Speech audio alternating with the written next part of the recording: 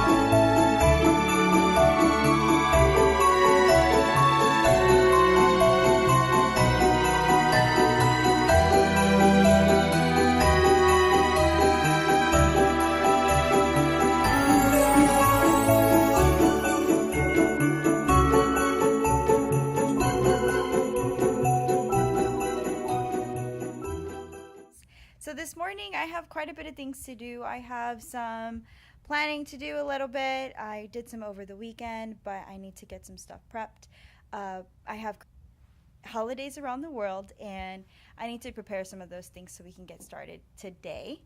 Get our luggages packed and I will show you that in a little bit. I wanted to show you my holidays around the world project. We started our suitcases and I wanted to show you how they got, some of my students got to decorate them, some of them didn't, but I have prepped most of the materials for that. So I wanted to show you what it's going to look like, or what it's beginning to look like anyway. Here is one of my student suitcases. Isn't that cute? So all I did was I gave them a brown construction paper, and it is the long one, and then we folded it in half to create a suitcase. Then I cut out templates of the handles on black construction paper, and they attached it to the bottom, so they'll be able to look at it in a suitcase kind of template. Anyways, then I had them decorate the outside. So I explained to them that we will be traveling around the world, looking at the different holidays, not just Christmas like in the United States, but all the other different holidays around the world that people celebrate. Earlier in the year we celebrated Spanish Heritage Month, but that opened up the topic to all the other cultures that we have in the classroom. Because I do teach on a military base, I have students from all over the world and that have been born in different countries because of their parents that they are stationed there, or their parents that are contractors. They also get stationed to different parts of the world. For example, last year I had a student from Italy, and this year I don't have a student that was born in Italy, but her heritage is Italian. So a lot of my students wanted to cover their suitcases with their heritage, but I had to explain to them, no, stop. You're going to be traveling all over the world, so you need to leave some space for the other places around the world that you're going to visit. So leave some space to make a landmark on your suitcase for that. So this student, Italy, and she thought of other things that matched, she could think of she would be packing in her suitcase. So she has a camera and a heart. Paris, I think she wanted to go to Paris. So this is their suitcase, and what I want the end result to be is for them to cover this suitcase with lots of landmarks and lots of drawings, and also the back, so that they can take it with them and remember this experience. On the inside, they're going to be putting information. So I have made copies, and I have a parent actually coming in to help me. Sorry about that. I had a student who came in who needed a little bit of help with math. So I was telling you about what's going to be inside the suitcase, and these are some of the things that are going to be inside of it. So once it's put together in either mine or one of my students I'll borrow, then I'll show you the end result. But these are the pieces that you'll need for the inside. So the first one is the passport. I've chosen to do this one in yellow, and it comes in two, so it'll come like this, and they'll put it inside their suitcase on the small beneath the dotted line. And then they're going to, inside the passport, they're going to be putting all the passport sheets. So the first place we're going to go to is, we will be going to England. And if I can find it. Well, I'll just show you one that I have on the front. And this one is to Russia. And it comes in 4, but you'll only need 1 for each student. So then they'll put this passport in the pocket of the passport insert. And then overall, they're going to have a collection of several passports from around the world. Then the next thing I have is the airline ticket pocket. So inside they'll have an airline ticket pocket, and I've chosen to do it in blue.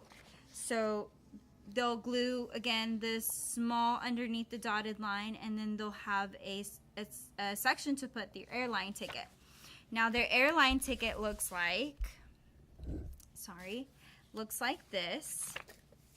And each time we board a new place, they'll have a new ticket to go to each place. So they'll have to put in their information, the destination, their name, their boarding information, and then they'll put it in their airline ticket pocket to remember where they went.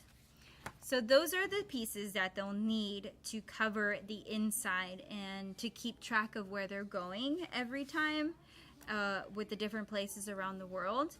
Now the next piece I have is a comprehension piece. Because it is 4th grade, I did this with my class last year in 1st grade, and they did a fabulous job. Like, those 1st graders were on it, they were ready to go. But I do want to hold my 4th graders accountable of the as far as comprehension, and I want them to be able to reflect. So I've also given this piece. I did this with my 1st graders, and it seemed like a little much for them. About half the class was able to complete it, and most of it I had to do with them. At that time, we were doing a different reading curriculum, so it per se it allowed me time to do it, but I don't really see that happening if I were to be doing this with a younger grade. But I am doing this with 4th grade in my classroom, and it's just a questionnaire for holidays. Like, this one is for England, and it goes through some questions as far as the comprehension in the classroom that we've learned. So I'll take them on the trip, and I'll show them a small video. We'll do some reading about it. I'll have them do some reading in groups in their Chromebooks, and then they'll complete the questionnaire part, and they'll put these inside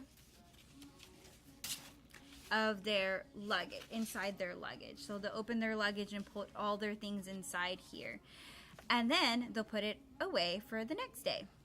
So every time we go to a new place, they'll have something new to add into their suitcase. And then the next day we'll go somewhere new. That's the fun and joy of it. They'll be learning. What I do plan, if they do get behind, is for them to take it home for homework, or perhaps do it after school, or doing like a catch-up time that we have. I know it's a little bit of a rush, and there's not like a whole lot of time on it, but I just thought it'd be really nice for them to get to know other parts of the world and what they do for their holiday celebrations. So I have my students keep their work in their turn-in file, and what that looks like, I'll take you to our turn-in file. And it looks like this. So their turn-in files are in my bin, and I have them turn in their work, and each bin has a different turn in file. Oops. And every day they are to put any work that's incomplete in here. Now, when I say incomplete work, it's for them to be able to catch up on things or things that they need to store that they need to remember where it is. That's where I have them put it. It's been working really great. It was to avoid the dilemma on no name. So it works really well in my classroom because they know where their things are besides their folders or things that they have to hold on for their own. But the turn in file is really just a great place where I'm like, okay, turn it in, and they know exactly where to turn it in. They find their name and turn it right in. But so that's all I have. Today I really just need to put my things together and just get myself organized for the week.